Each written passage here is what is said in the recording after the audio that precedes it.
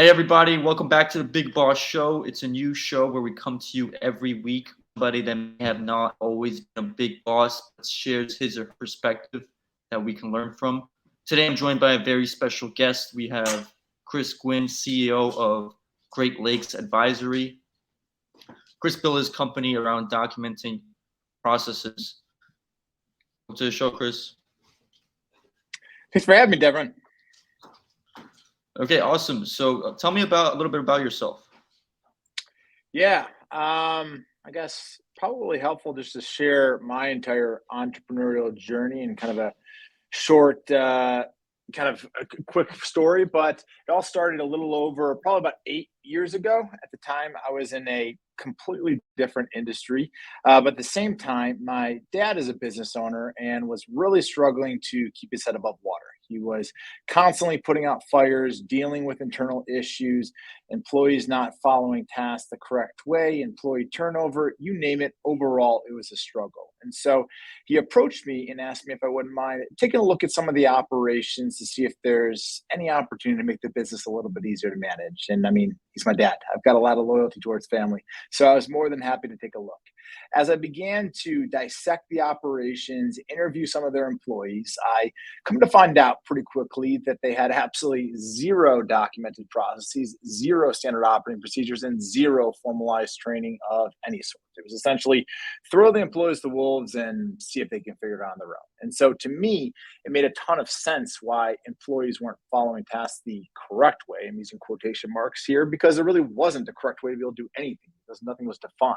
And so my initial thought process around trying to make this business a little bit easier to manage was that if we can clearly define all of the processes within the organization and create standard operating procedures that would outline the step-by-step instruction leading to a specific result or outcome, and then build training around all of those processes, standard operating procedures, responsibilities, tribal knowledge, all into one centralized location, that hopefully this would make the business a little bit easier to manage because all of the underlying employees would be better prepared to be able to facilitate and perform all of their daily and monthly and weekly obligations and responsibilities.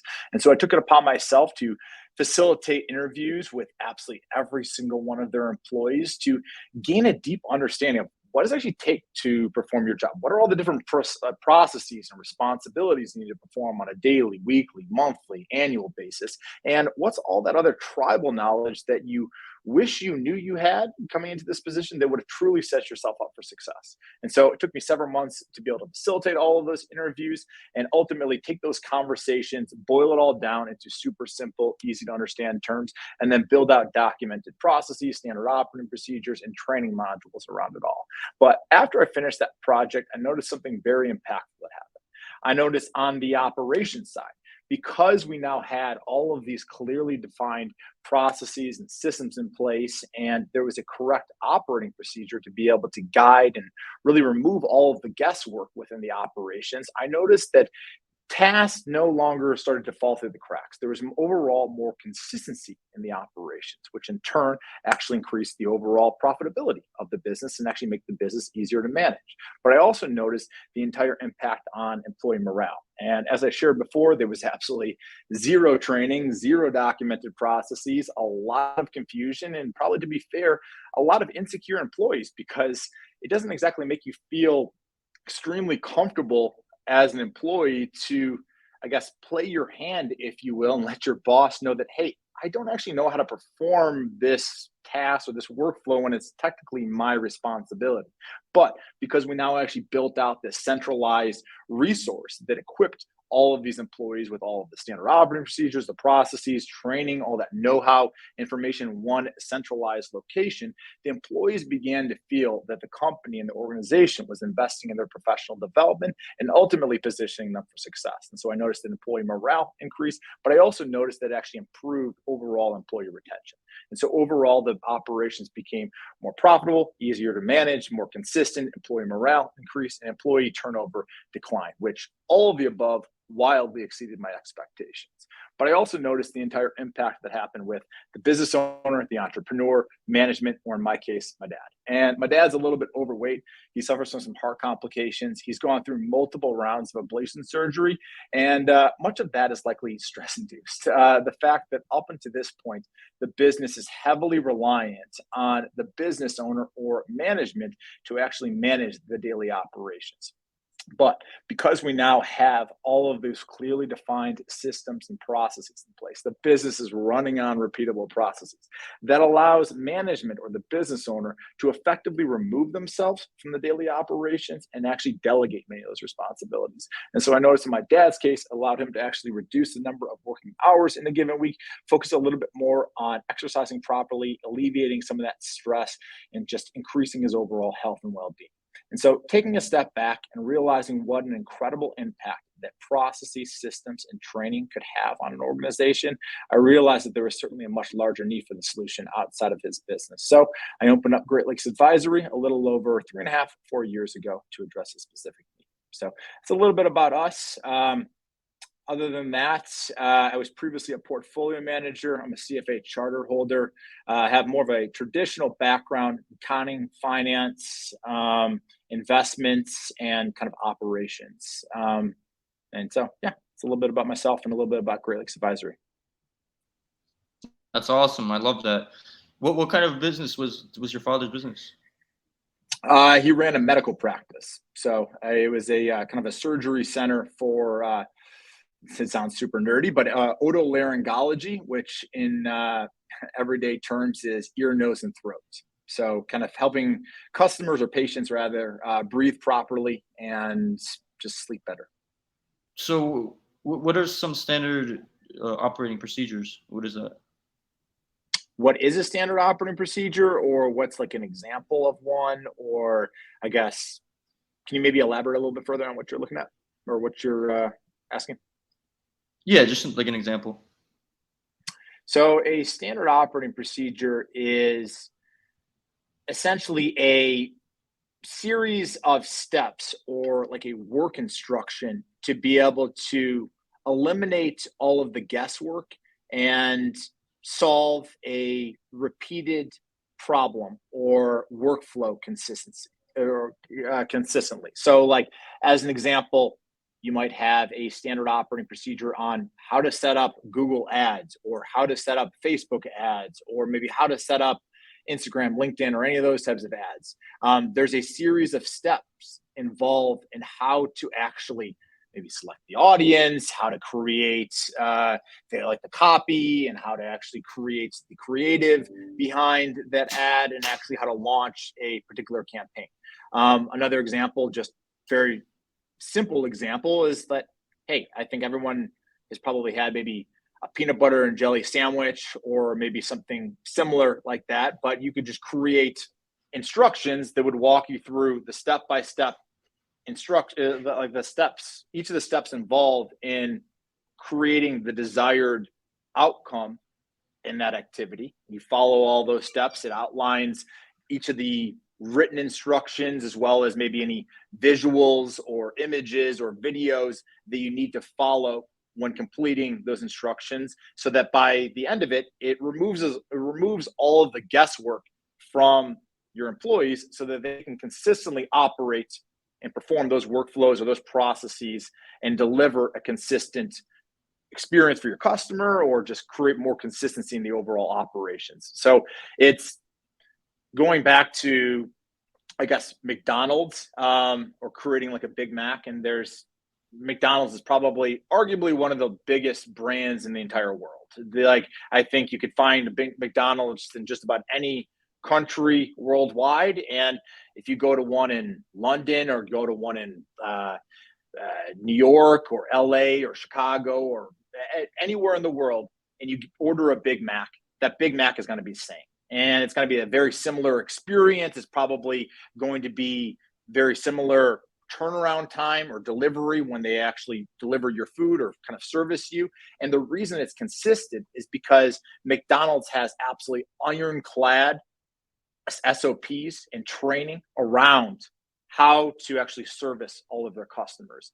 And that creates more scalability in a business, because it'd be very challenging if you had like 1,000 different ways to be able to create a Big Mac. You might have some restaurants that have extremely luxurious versions of Big Macs, and there's obviously some gourmet burger restaurants out there, and you could have a gourmet version of a Big Mac at some locations that are not very extremely profitable at a very high price point. Other ones are very cheaply and poorly made, and maybe it's not that great of a Big Mac, but that doesn't really create great customer experience and great, because a customer expects to receive the same Big Mac regardless of what location they visit. And so it creates more consistency in your operations. It creates the ability to actually scale and replicate those same operations if you have those standard operating procedures in place.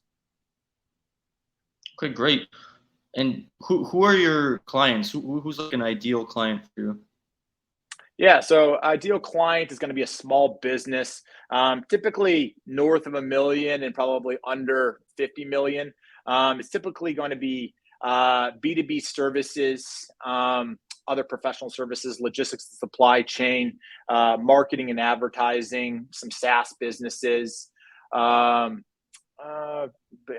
trade services, but really standard operating procedures, training, and processes kind of relates just about to every single industry and vertical. So we've got clients just about all across the map, different industries and retail shops, and we've got other medical practice clients, dental practice. We've even had a few kind of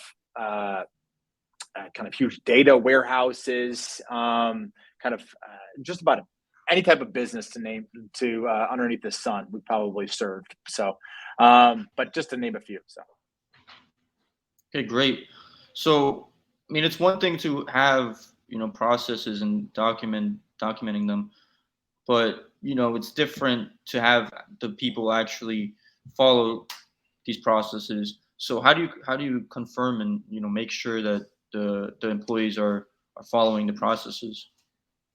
Yeah, that's a great question. So it really all starts with the initial onboarding experience. And so from onboarding, you go through and really set the stage for what these processes are and actually train your employees on those processes. And so the importance there during the training is really to communicate the why behind the importance of following that process in practice. And I like to always use the example.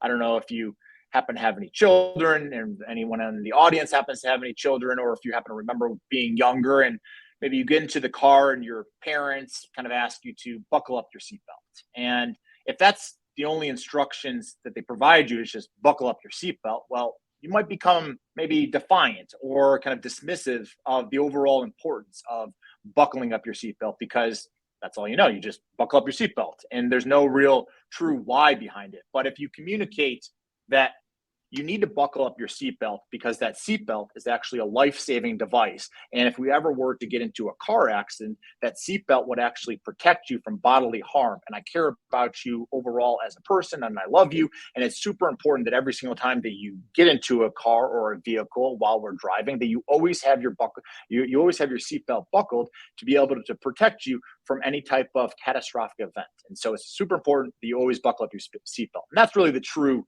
why behind the importance of buckling up your seatbelt. But the same principle or concept applies to your processes, that your employees need to understand really the true why of the importance of following that process in practice. Then you need to actually confirm through all of the training and through kind of knowledge outcomes and quizzes that they actually understand the curriculum at hand.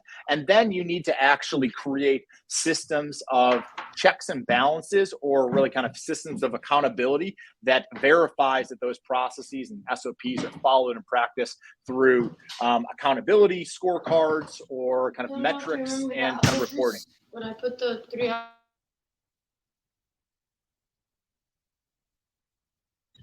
Okay. And I know a lot of companies right now are going remote. What are your thoughts about remote? Maybe talk to us about that. In regards to what? Well, the Twitter, they're all working remote right now, and Elon Musk, who's trying to buy Twitter, just recently said that he wants everyone back in the office. What are your thoughts on following processes in a remote setting? I think it actually emphasizes and really heightens the level of importance to actually have those processes documented and actually have it all in place. Because if all of the employees are remote, you don't really just have the luxury of just going over to the water cooler or just going over to someone's desk and saying, "Hey, would you mind kind of showing me how this is done?" If you're all remote, you have to ping someone or kind of have to call them their direct line. They have to kind of set up a meeting, and then they have to take away time from their day to actually walk you through how that process is done or kind of train you on that. Where if you have all of your processes, your standard operating procedures documented in one centralized location, the alternative is that, hey, we can just reference this centralized playbook or this resource guide to kind of walk me through all of those instructions so that there's less reliance on management and other key individuals to be able to actually walk you through how to perform all of those questions. And ultimately, it really kind of allows you to really answer all of those key questions and keep your employees as productive as possible. So I think as far as the importance of training and the importance of documented processes, I think it's even more important in a remote kind of work environment or a hybrid work environment. As far as my beliefs on remote work, we operate a 100% remote company. I think that remote work is here to stay.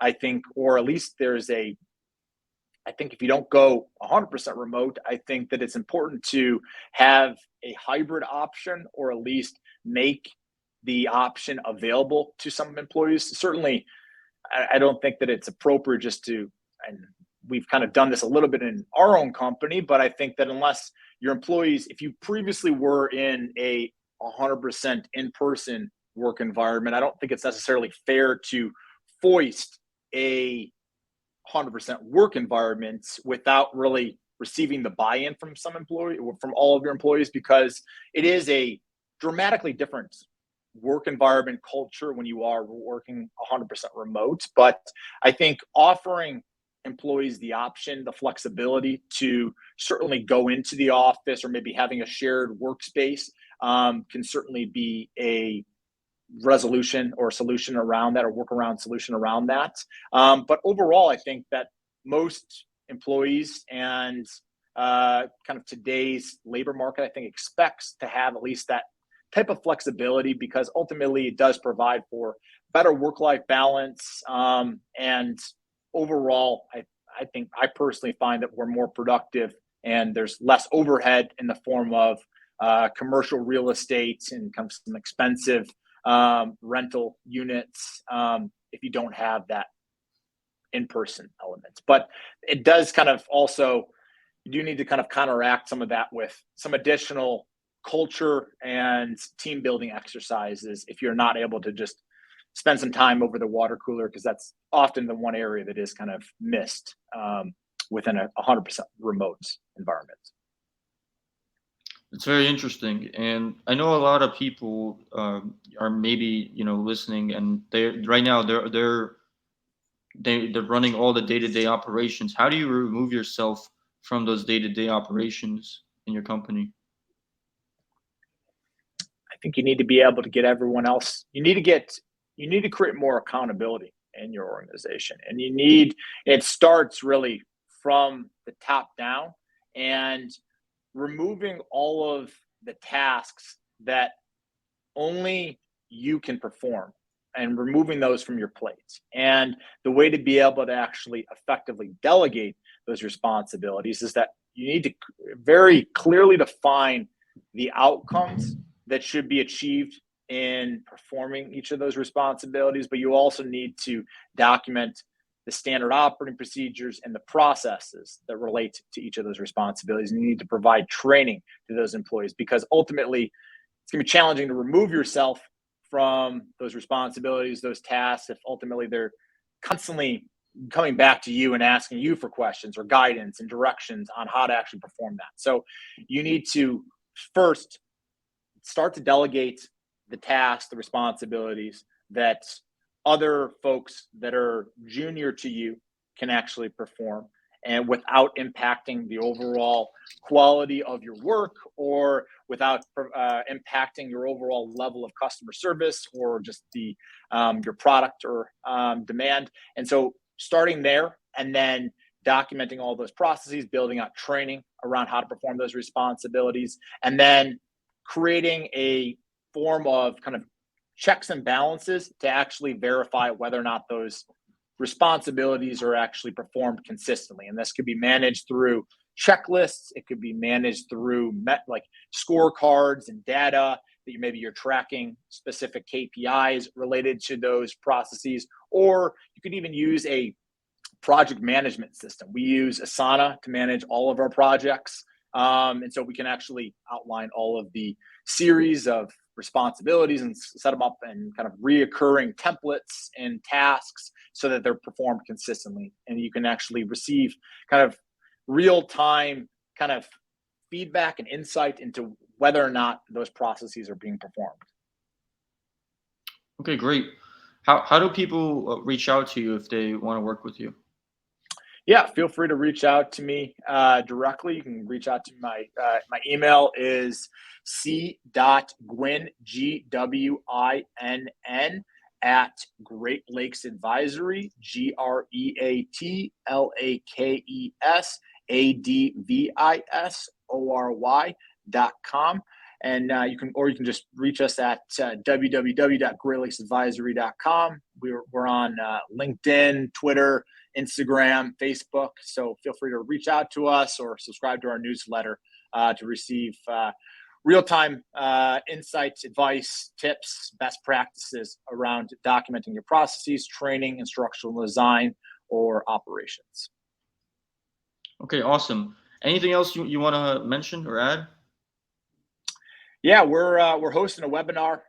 We've got a series of webinars. I don't know when this podcast is being released. We've got one on this Thursday on improving financial outcomes and really solving chaos in your business. So feel free to sign up for that webinar. We're also hosting a webinar next month around kind of getting the right people in your organization and kind of ensuring that they're properly aligned and really up to speed. And we've got one on really kind of improving the overall customer experience and on sales. So we've got a four-part webinar series that we're launching this month. So if you're available, it'd be great for everyone to attend. That sounds great. Definitely will look into putting that in the description, and if anyone wants to check that out. All right. Appreciate it, and thank you for coming on the Big Ball Show. Yeah, of course. Thanks for having me. Take care.